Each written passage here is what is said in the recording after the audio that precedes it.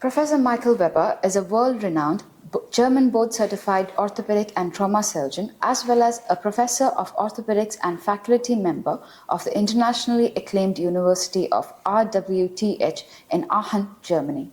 Dr. Weber provides general orthopedics and trauma treatment, pediatric orthopedics, foot surgery, sports medicine, chiropractic, and technical orthopedics and regenerative medicine. He is director of Professor Weber Institute of Orthopedic Excellence at Adam Vital Hospital in Garhoud, Dubai. He has founded the Middle East's foremost center of excellence for limb reconstruction and limb lengthening. Professor Weber is bringing new hope to children and adults in the region suffering from limb deficiencies, deformities, or malfunctions with his exceptional and proprietary surgical techniques to improve functions of the disabled limb and to prevent amputation. Professor Weber, what are the most common orthopedic diseases in the region according to limb problems? Common orthopedic diseases in the region affecting joints and limbs are vitamin D deficiency, related deformities like X-shape or O-shape of the legs, hip joint dysplasia and luxation, clubfoot, flatfoot, foot disorders due to diabetes mellitus, deformities, non-healed fractures and infected bones due to trauma caused by car accidents, for example. Professor Weber, how can these common orthopedic diseases be treated? Let's start with vitamin D deficiency related problems. There is a high occurrence of vitamin D deficiency in the region due to lack of exposure to the sun. Normally, vitamin D is produced naturally in the skin after sun exposure. Due to lack of sun exposure and nutritional factors, the deficiency can occur. This deficiency can have a negative effect, for example, the nutrition of the bone with presenting symptoms such as muscle pain, joint pain, and fatigue. The vitamin D deficiency can be detected easily by a blood test and can be treated also easily with supplements and or very moderate sun exposure. A severe problem of the limb can occur when the growing body of a child is affected with vitamin D deficiency.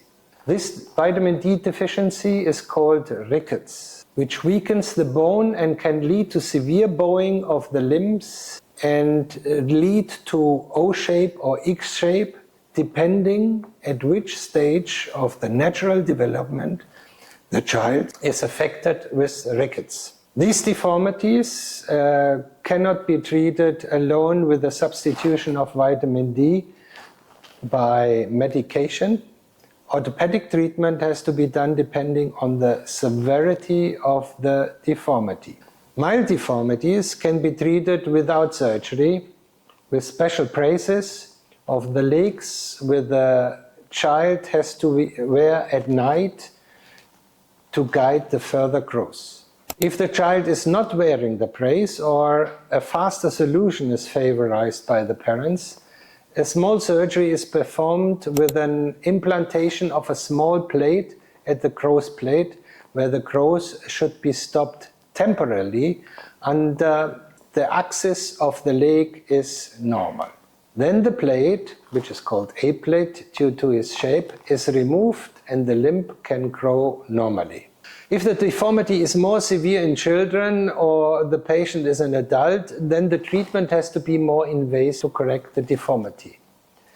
In these patients, the bone has to be cut, and if acute correction are possible, the bone has to be stabilized internally by wires, rods, or plates, depending on which stability is required.